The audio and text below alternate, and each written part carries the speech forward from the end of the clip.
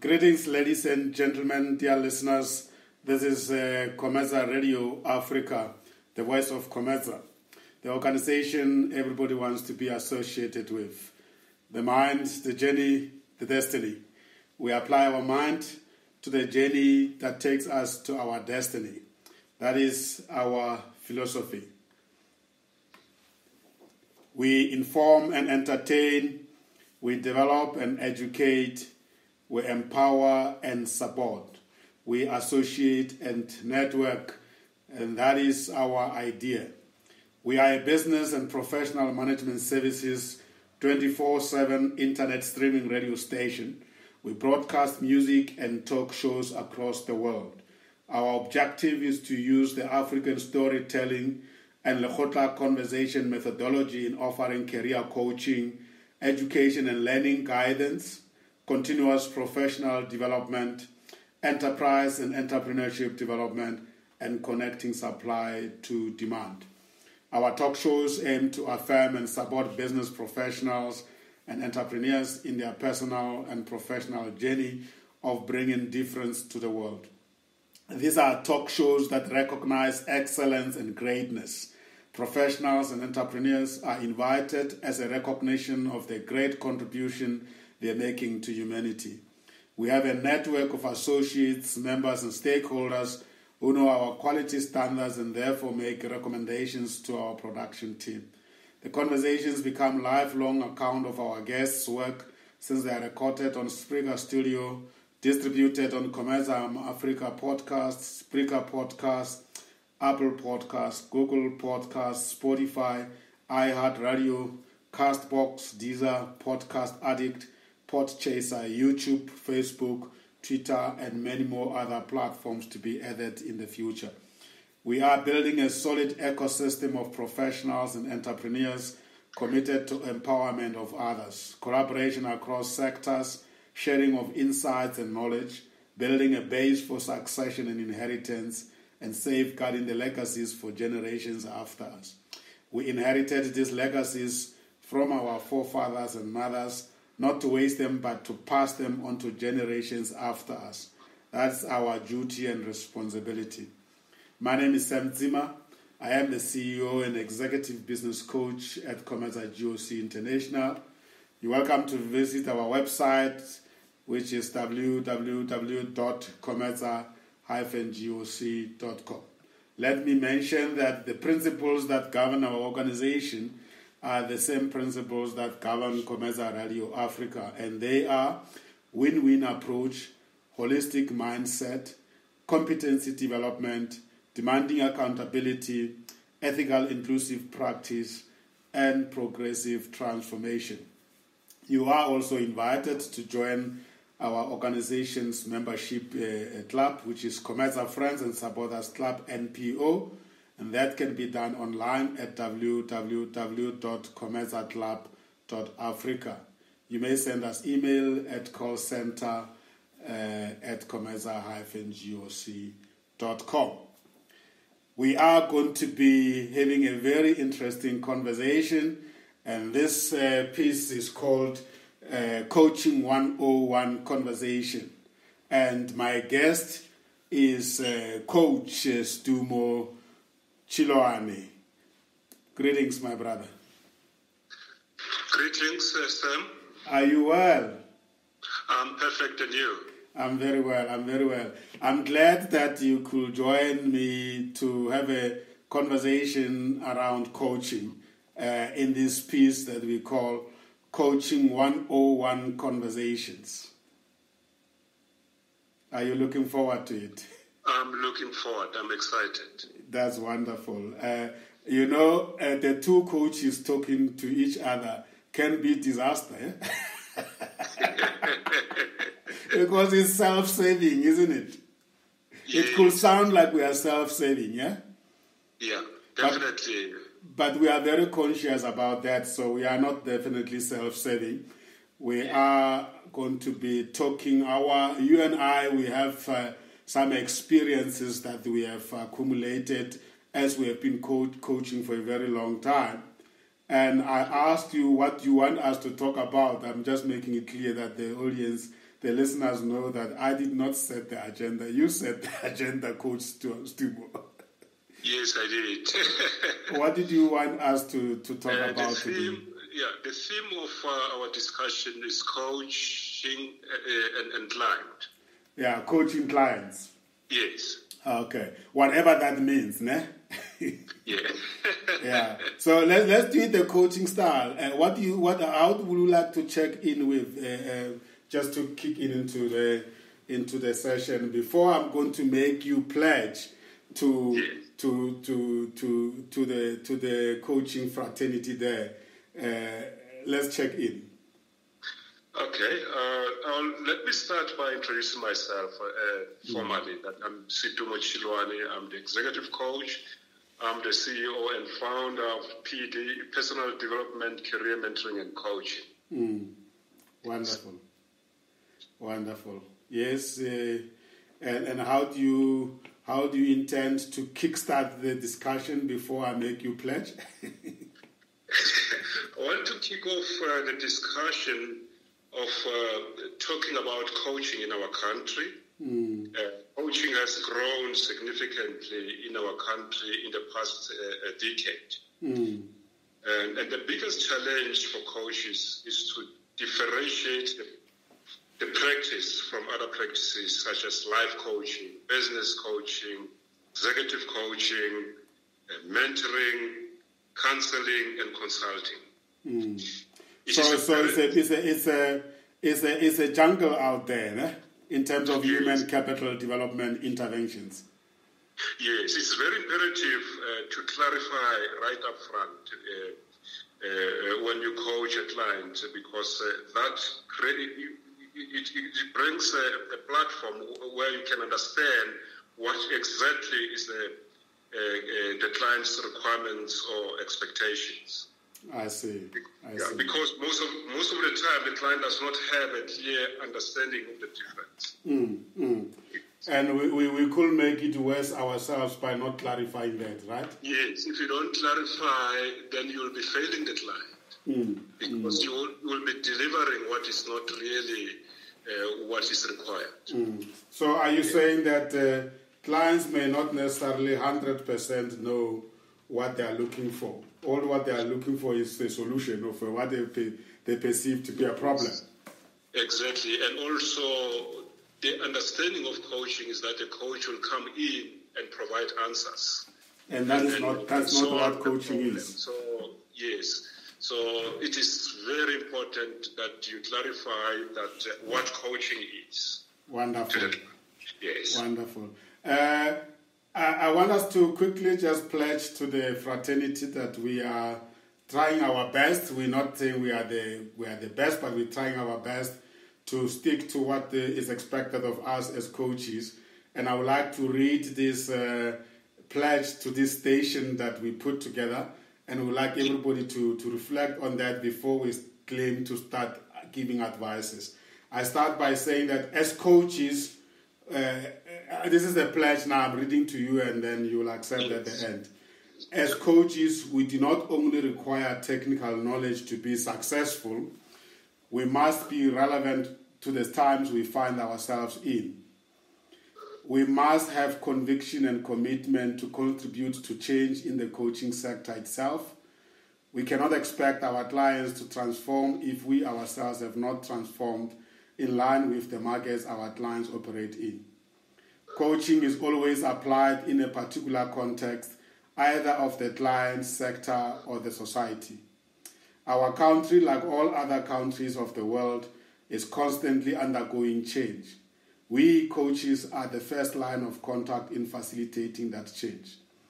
We cannot pretend that we are not affected by the transformation imperatives around us. We carry huge responsibility in supporting or facilitating change that our clients are expected to effect at their workplaces. That is what they pay us for. We are authentic in relating to and saving our clients. We are true to ourselves, and our clients can trust us. Whereas coaching is not regulated, we value the membership of reputable coaching federations, local or international. We believe in being part of a local and global community of coaches both as individual coaches and coaching enterprises or companies. We commit to adhere to the ethical code of conduct of the coaching federations we belong to. We conduct our coaching practices and operations in a professional manner. We guarantee our clients value for money that they pay for the coaching services delivered by us and our associates. We pledge to engage on our own continuous professional development, being in touch with development in the coaching sector, keeping up with the trends and adjusting our practices for the benefit of our clients and other stakeholders. We pledge to put the interests of our clients before all other interests, except in cases where such interests may be against ethical practices or laws of countries. What is your response to that? I, Setumo Chiloane, agree. Thank you very much. Thank you for accepting that pledge. So we are actually saying that we are not perfect, but that's what we promise. Yes. So Ntate Chiloane, let's play a little scenario here to answer to respond to the point you've made. Let's play a scenario and tell me how problematic that could be. I have this particular scenario. Alex, I thought I should send you for coaching with Mr. Setumo Chiloane. I have asked my secretary to set up a meeting with Setumo and you tomorrow to start the session. What do you think? What is problematic with that statement? I'm the boss of Alex and I'm telling him that I really thought about his performance and I thought I should set up an appointment. And I've already asked my secretary to call Setumo tomorrow and Alex must just avail himself because I want the coaching session to start tomorrow.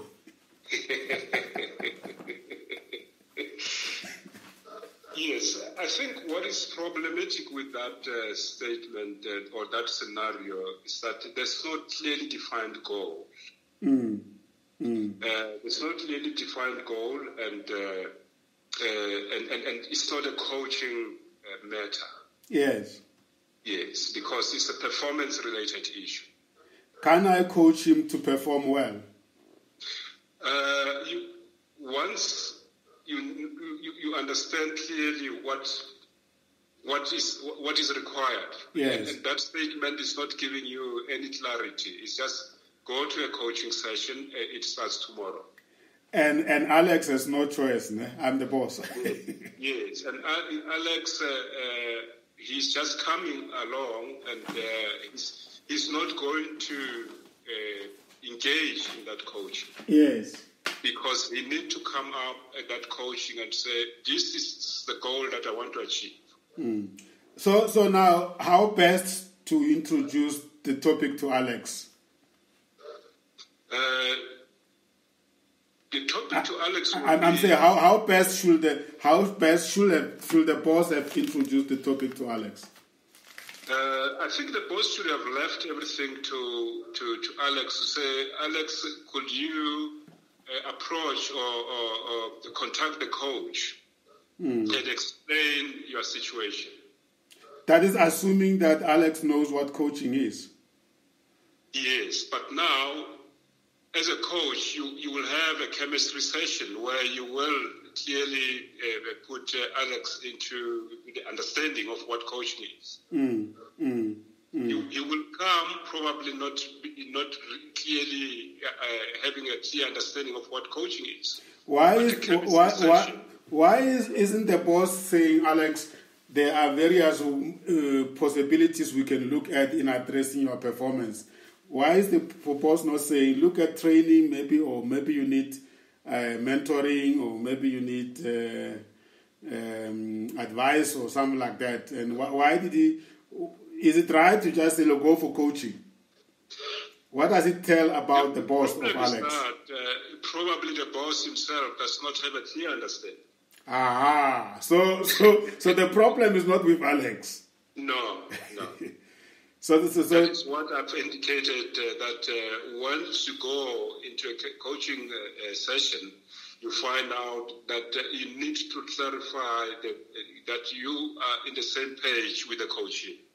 Is this common among clients? I mean, our topic is about coaching clients, so we're discussing what we are experiencing. Is this common among clients that this type of practice happen? Yes, it is very, very common where people come to a session and with different expectations, without having a clear understanding of what coaching is. And now it is the opportunity for the coach to educate and give clarity. Yeah. With whoever buys the coaching services. Exactly. So basically the starting point, you yourself, Coach Setumo, you haven't even met Alex Sposs. Yeah. You're just going to hear from Alex Sposs' secretary saying, come and meet Alex. So what do you so you are saying that the starting point should have been a meeting between you and Alex Sposs so that you can educate him around what coaching is and what coaching is not.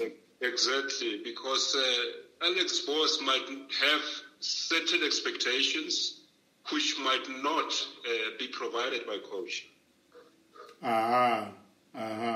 So you as a coach, you must first understand what the Alex Sposs, who happened to be the sponsor of this coaching program, the expectations about Alex are, and also to give you the background, right?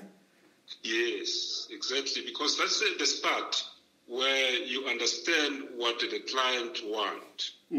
Not assuming, because it will be a mistake, because at the end the delivery will be wrong product. So you're saying that it's wrong for coaches just to jump into the opportunity because they are going to be paid. They must first do the homework. One of the most important things is to listen.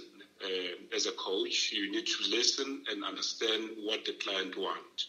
Because the client come to you for solutions, and you need to listen and respond appropriately with what the direction the coaching will take, the context of the coaching. So you, Coach Setumo, if you find out that coaching is not going to solve Alex's problem, will you walk away from this lucrative coaching opportunity?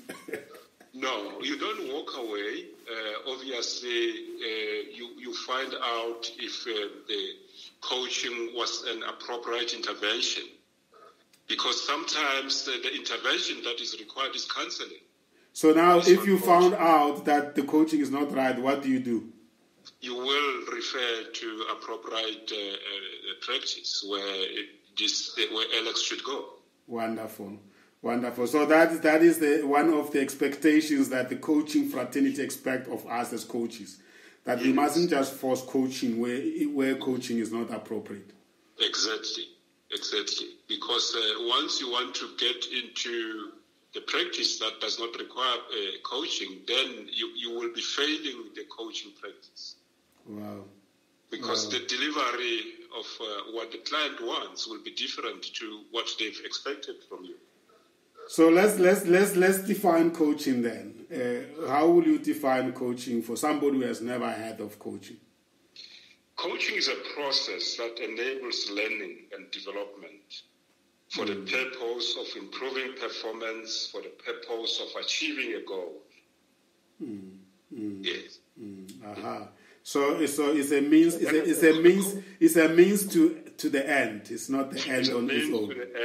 It's not the end on its own.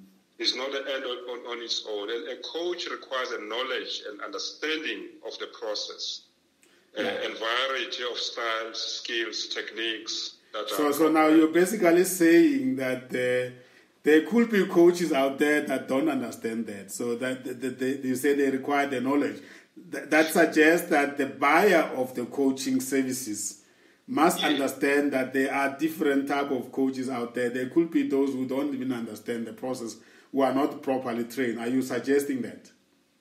Yes, because why I'm saying that, it's unfortunate that coaching is not regulated, and many people jump into the practice.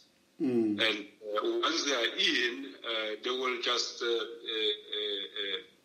give the expectations, wrong expectations to the client, and coach on the wrong context. And that could be very damaging It's damaging the practice, because but also to the person that you're subjecting to that intervention, the client. Come again? Yeah. Even it's also damaging to the client that you are subjecting to the client. And imagine Setumo being inspected by a doctor that's not properly qualified, yes, and then he tells you we need to operate your heart. Giving wrong, yes. It's exactly that. Because coaching works a lot with the mind as well, and Yes. and if wrong things are exposed to the mind, that Alex can go back and do wrong things. And what Alex is going to say to the next people, we must never try coaching, it's a waste of time. Or when people experiences the wrong changes in Alex, Yes. they could also say that it's because of that coaching that he went for. And also because the clients pay and they've got expectations and goals, and at the end you are delivering wrong product, and that is going to damage the coaching. Now, Coach Setumo, Alex Sports definitely has got an idea of what he wants to achieve. So and Alex Sports is representing the organization. Yes. And then when you meet with Alex for the chemistry sessions, Alex might also have a different goals. What do you do in a chemistry sessions when you find out that the Alex has got the different goals as to that of his boss? What do you do? Once Alex becomes a coachee, the person that you are going to help to resolve or to help him to achieve the goal. Yes. So you're going to focus on Alex's goal, and you will request a meeting with Alex's boss and try to understand Alex's boss, because he's a sponsor as well. Yes. Because now, so Alex's boss is also a client on behalf of the organization.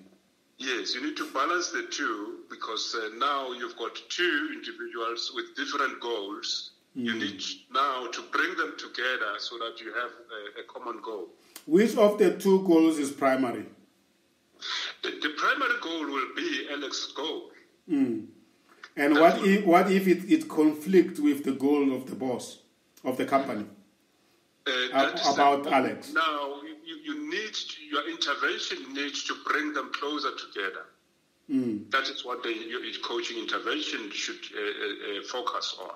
Alignment of the goals between the individual and that of the company. Yes, because now they are both your responsibility. Now you've got the Alex boss who is paying for the coaching sessions, and then you've got Alex with his goals, and that need to be achieved. Now you need to align the two goals that they should come closer to one another. What happens in cases where a client, in this case Alex, come to you and say, I don't know anything, I don't know what the problem is. They just told me that I need coaching, and I'm willing to find out what coaching is, but really what they say, what they send me here for, I really don't know. So the client doesn't really have a goal at all. Alex. Once Alex have no goal, you need now to get the goals from the organization, from Alex boss. So you're basically saying Alex might not have a goal, but the organization has a goal about him. So we might as well coach on the organization's goals. Yes, because now if Alex say I don't have a goal, I don't know why they send me here.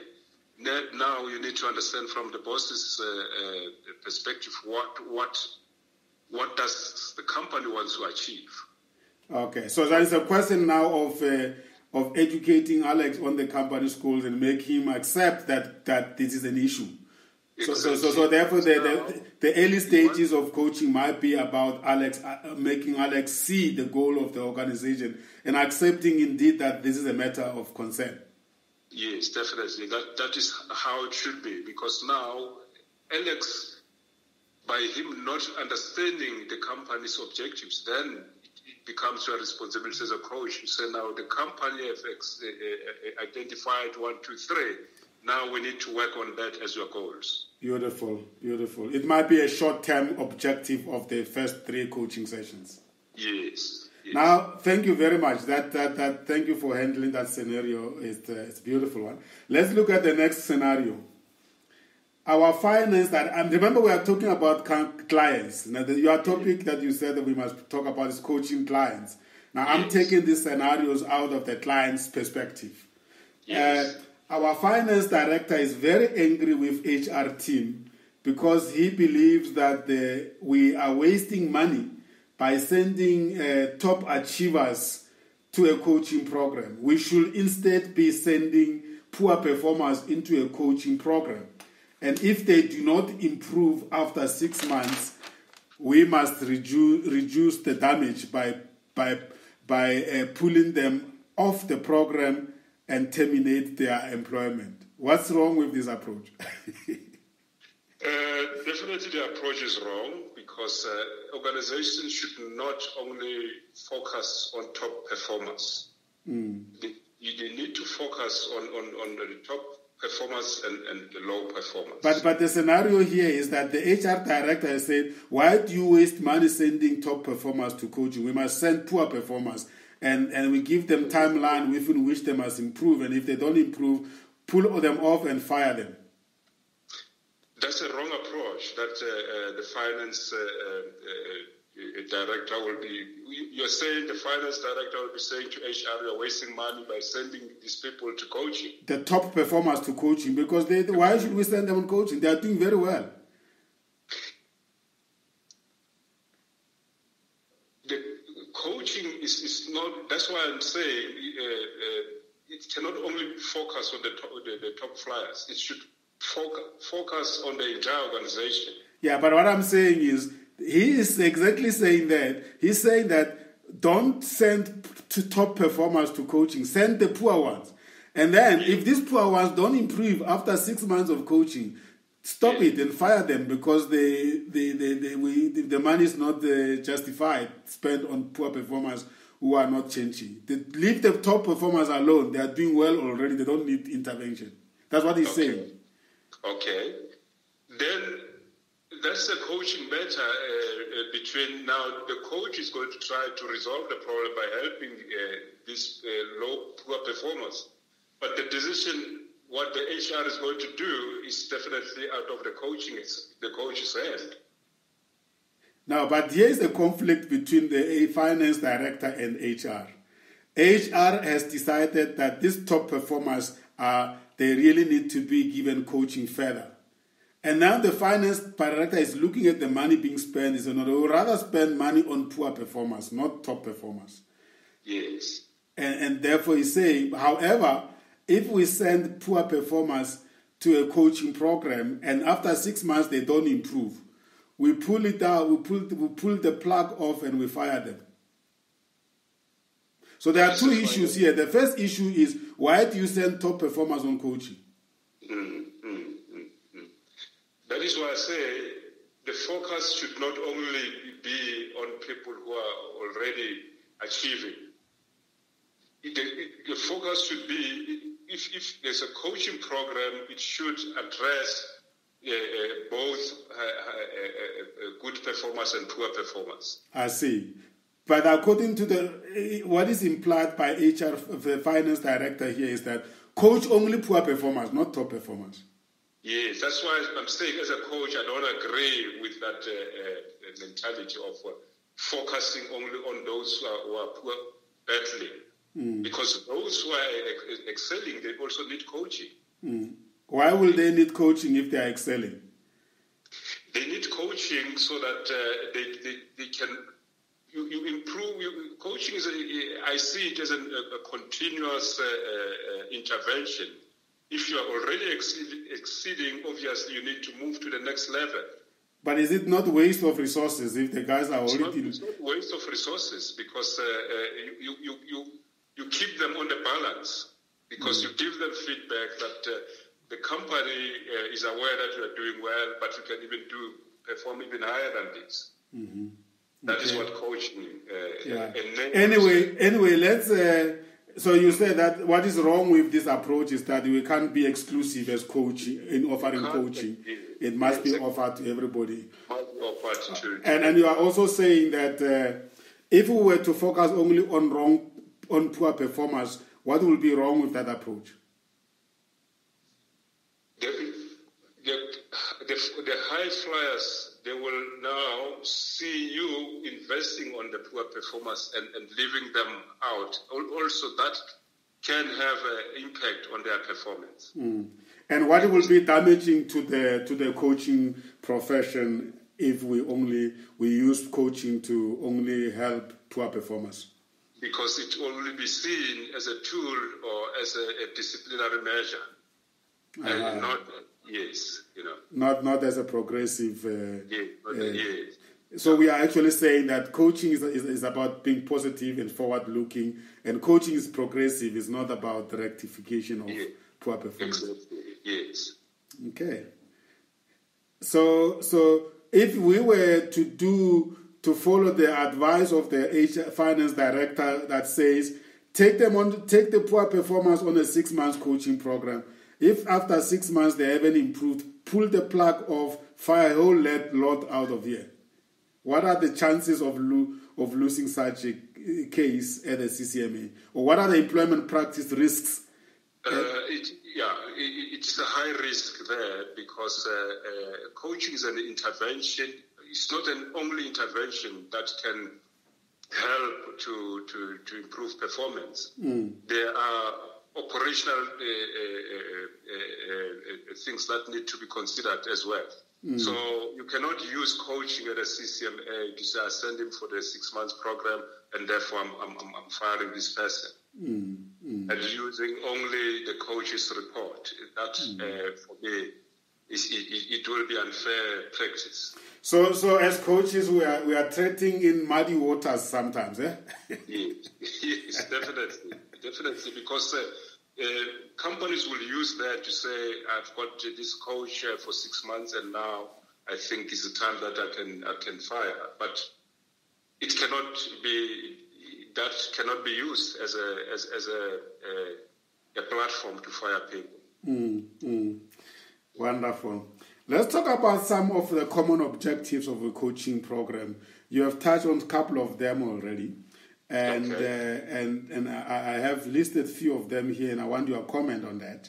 The objectives of a coaching program that are common are to help the client achieve set goals, to build employee morale, bridging gap between education, knowledge, and practice, reduction of the turnover, achievement of organizational goals. So let's start with helping the client to achieve the set goals as an objective of a coaching program. Okay. We have touched on that to say that there has to be a goal before there is a coaching, or the coaching process must come up with coaching goals. Why is that so important? It's important because, like I've said, there's a difference between other practices like counseling. Counseling, you achieve results by discussing and talking. In coaching, you achieve results by putting actions and taking those actions and achieving the goal. So it is not coaching if there is no goal, if there's no milestone to achieve that and explore the situation. Yeah. So how do you go about setting the goals? Is it you or is it the client, or how is it the both of you? The client needs to set the goal. The coach needs to listen carefully and what exactly the problem that's stopping the client to achieve the goal. Okay, all right. And let's talk about how so is it that we can say coaching will assist in building the employees' morale. What was the question? How is it that possible that by offering coaching program, the employees of a company's morale will improve? How does it do that?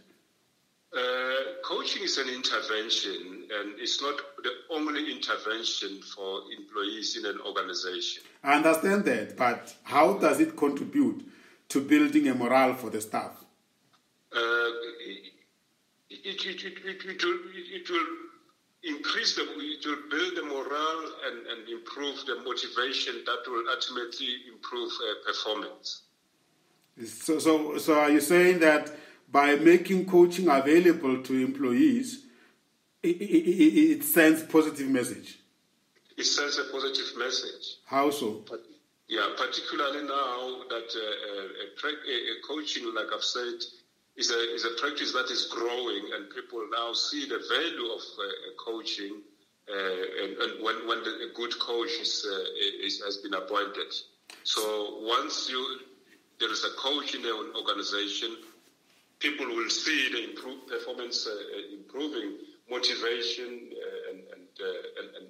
and of course the overall objectives and goals of the company. So are you saying that coaching is become fashionable these days?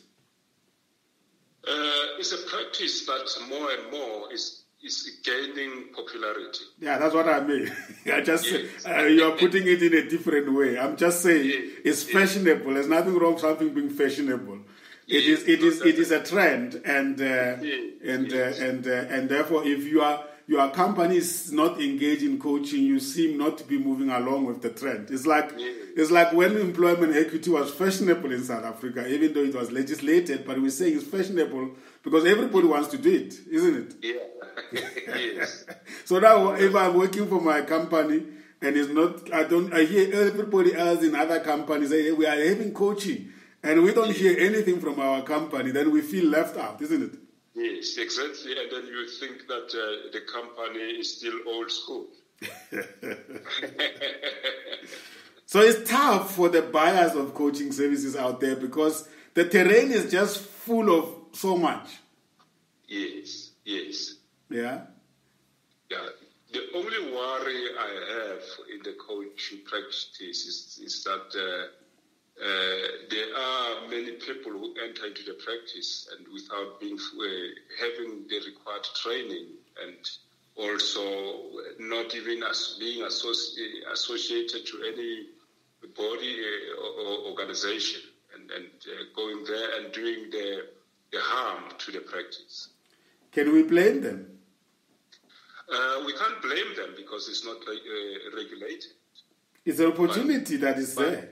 Yeah, but as a coach, you become worried because these people can do a lot of damage. And is it a problem of qualified coaches, or is it a problem of the buyers of coaching, or is it a problem of the potential coaches? Whose problem is it that we have unqualified coaches in the industry, or people who are not qualified, trained, saying they are coaches? If I'm a doctor, I'm younger, and then the people are knocking at my door every day, hey, we have had or what is the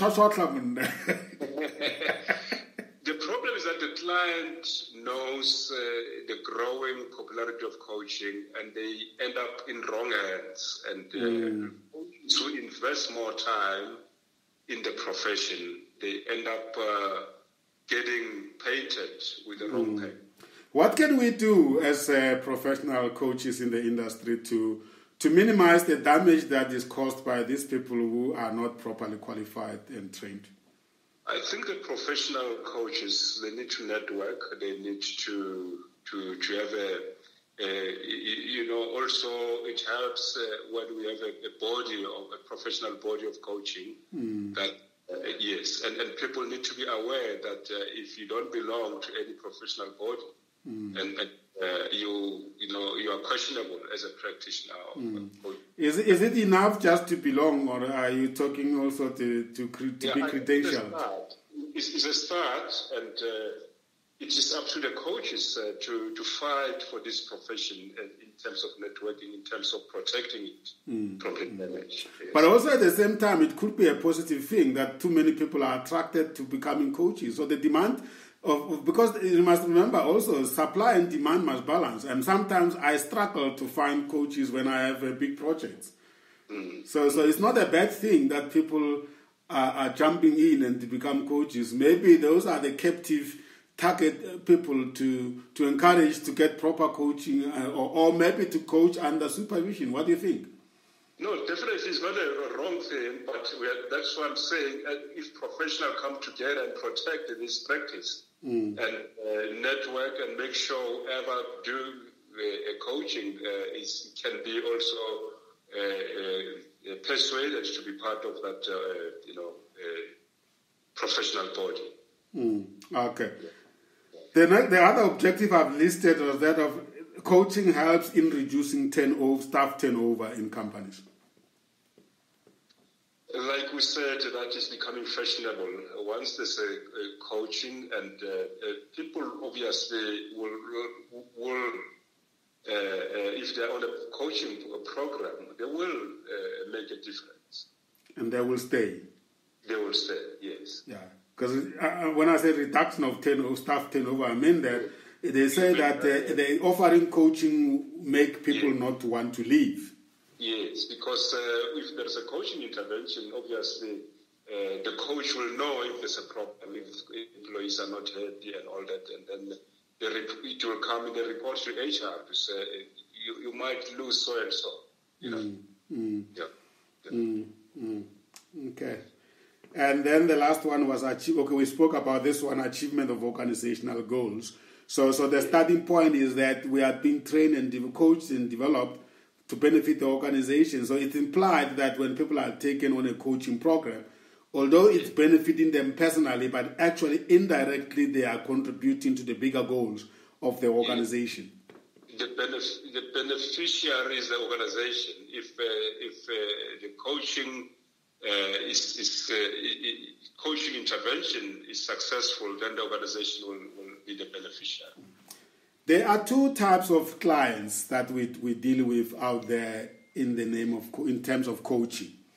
There are those clients who have formalized coaching program inside the company. In other words, you will even be given a write-up about this is our coaching program. We have put together this coaching program. It doesn't mean that they've got internal coaches, but they have a coaching program, a coaching as an intervention. They've designed it, and everybody has got the clear-cut guidelines as to how you go about recommending the staff members of your division to a coaching. They've got clarity in terms of where we source our coaches from and what type of coaches we look for. And they have then on their database the list of coaches that whenever there's a need for coaching, they go for that. That's the first group of clients. The second group of clients, they don't have a coaching program. They just have a demand. And whenever they have a staff member that they believe that could be helped by coaching, they just call around and look for coaches. So what have you found to be problematic? What are the dynamics there in the two setup? Which one do you prefer, and or what has been your experience? I prefer the structured one where they've got a coaching program. Because everybody is very much aware what coaching is and what coaching can do. The unstructured one, that's where it's problematic because they only fight fires. They only call a coach when there's a problem. And when the coach comes, they expect a miracle. And in that setup, then they also don't have a database of coaching providers. Yes, and also the lack of a clear understanding what coaching can do and what coaching is about. Then it becomes unstructured in an organization like that. You call a coach only if you feel that there's a problem. Yeah. Tell me, thank you very much for that. What does this emergence of coaching and coaching being the in thing, what does it leave other human capital development interventions? Where does it leave the others? Training, counseling, mentoring. Are we saying those others are now becoming lesser important or what? They are not. That is why I've said coaching cannot be the only intervention.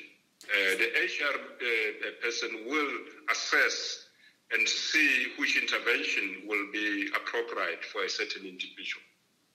So it's important that the HR person or whoever buys coaching has an insight also into how it is different to the others and how the others can complement. So basically, you are saying that the company must have a menu of interventions of which it's coaching. It's a menu of intervention because most of the time, what will be required is training, is not coaching. And you cannot, where training is required and you call a coach, it's not going to resolve the problem. Sometimes a person needs to go and attend a training course. Especially if there's a requirement for technical expertise rather than... Exactly, yes. That's why now coaching cannot be the only intervention. The HR person needs to understand that these are interventions that complements each other. So you seem to be suggesting that for us to succeed as coaches out there, we need the partnership with the buyers of coaching, being the HR people and even the finance people who pay for this. Basically, so are we invested in that as coaches? Do we do enough to have conversations with the buyers of coaching to make them clearly understand that we need this partnership before even we subject their potential coaches to a program? Yeah, I don't think we do enough. That is why I said that is a challenge, and it becomes our responsibility to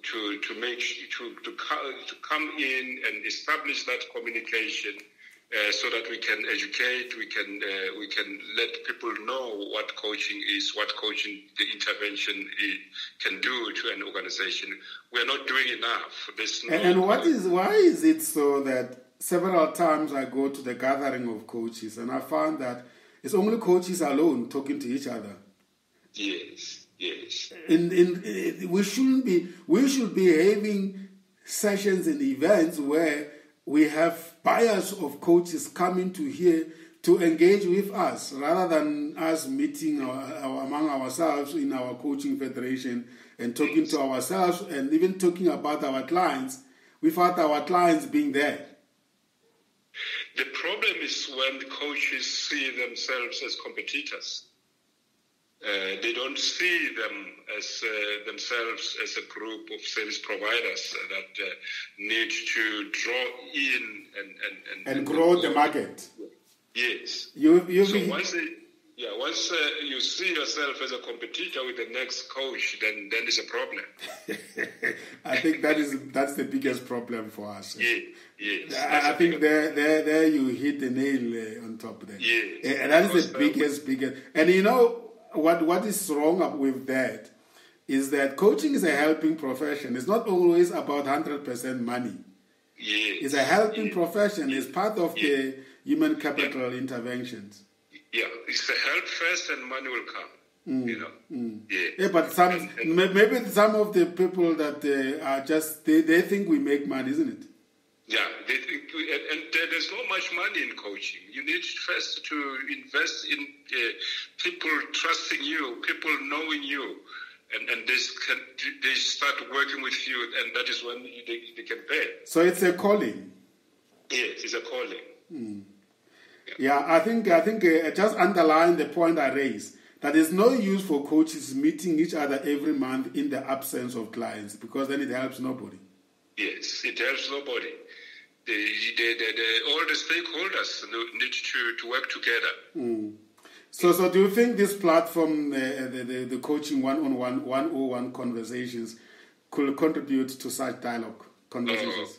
Definitely, there's no doubt about it. It's a platform that maybe the coaches there have been waiting for such a platform.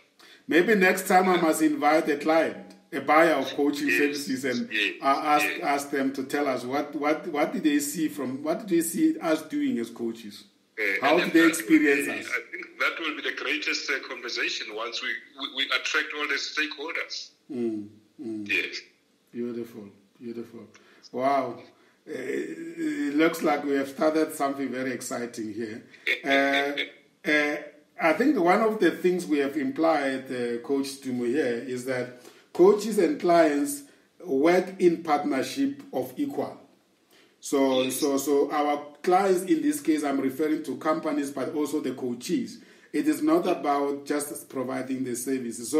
So therefore, coaches must be effective in terms of building a trusting relationships with the clients they coach and the clients that pay for their services, and being the bosses and the HR directors there. And coach must encourage and motivate the clients to want to do better. And then, of course, there's a balance between motivation and business relationships. So it's not about just the person enjoying the coaching. They must be contributing to the growing of the bottom line of the business, right? Yes. Yeah. Just the investment that has to bring change. It's not just going to be a talk, and that's why I think coaching is goal-orientated. Yes. Yeah. So what is...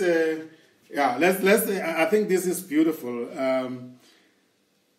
And how will you sum up our conversation, Coach Setumo? Yes, I think what came out clearly to me is that we need one another as coaches. We need to start with us, and then from there we bring all other stakeholders, so that this profession can make a difference in the workplace, in people, individual people. So it starts with us working together. Yeah. Wonderful. What is your wish for the next topic at this weekly coaching 101 conversations? I've seen all the themes. They are all exciting. They are all relevant. I can't pick one which is more important than the other. And as a coach, I just look forward to listen to all of those topics. Wonderful. We will look for one of our colleagues again next time. Or, as I said, one of the good days we'll get a representative of a company that has bought coaching. And for them to share with us how they experience as coaches. It's important to listen, as you have said, and get feedback from the consumers. This is a great platform, Sam. A great platform that it has not been there for us to talk about this practice that we so much love. And by the way, we have been a little bit confined to South African situation. The platform, the Commercial Radio Africa, reaches across the globe. So we are also inviting coaches from all over the world, because we may learn something from other countries. And I have been speaking to a number of coaches in the US, in Europe, in Africa. I must reach out to the Asia as well, and the Middle East and Eastern Europe, because I can tell you there is so much we can learn, even as far as Southeast Asia. Australia and New Zealand is very big in coaching, and we all meet in these coaching federations. And I also would like at some stage to talk about the role of the coaching federations, because the issues we have raised here, some of them can only be addressed at the federation level. This is wonderful. I'm just looking forward. I can't wait. Great. Let's check out what will you say was confirmed for you today? I think what was confirmed is that coaches need one another. I've emphasized that. Yes. And we need to work together. We need to protect this practice. Lovely. An aha moment for you? Aha moment. Let me think. Because the whole show is aha moment. That's okay. That's perfect. Any specific new insight or knowledge that we triggered or even resuscitated in you as a result of this conversation? I think when you came with the scenarios, it challenged the thinking. Although we do the coaching, we do same scenarios sometimes, But when we talk about two divisions, finance and HR, not in agreement, that was. Wonderful. What do you take home with you from this conversation? Like I've said, the whole conversation, the whole discussion, it has been something to take home. Wonderful. Any new practices and behaviors that you think you are going to emphasize going forward? The new behaviors, I think I'll be working towards getting all the coaches to work together. Wow, beautiful. Me included, please. Don't leave me behind. No doubt. No doubt about it. The fact that I'm inviting you to the platform, it doesn't make me the perfect coach. It makes me... But this platform is one of the tools that brings the coaches together. Lovely. Thank you very much, Coach Setumo. It's been wonderful. I know in some cases I was playing the devil's advocate, but it's because we are not doing for us as two coaches. We want people out there to benefit from our engagement. I really appreciate that. Thank you very much, and thank you for inviting. Yeah.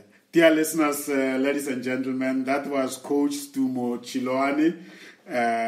Was my conversation partner at this Coaching 101 Conversations hosted by Tsima Coaching under Comesa Radio Africa. Once again, I'm Tsima. I am the CEO and Executive Business Coach at Comesa GOC International. Please feel free to visit our website, www.comesa-goc.com. You are invited to consider becoming a member of Comesa Friends and Supporters Club, NPO, and join this movement of sharpening our knowledge, serving our clients, growing our country, the continent, and the world at large through coaching. You can join online at www.comesaclub.africa. And of course, we look forward to also receiving your emails if you wish to do so, and that can be directed to call center at comesa-goc.com. Call center is spelled CALLCENTRE, and it is at comesa-goc.com. Thank you very much for tuning in. We are looking forward to welcoming you at our next Coaching 101 Conversations, which happens every Monday at 18 hours South African time, and I'm sure we are going to build and develop each other for the benefit of our clients and many other stakeholders. Goodbye, be safe, and take care.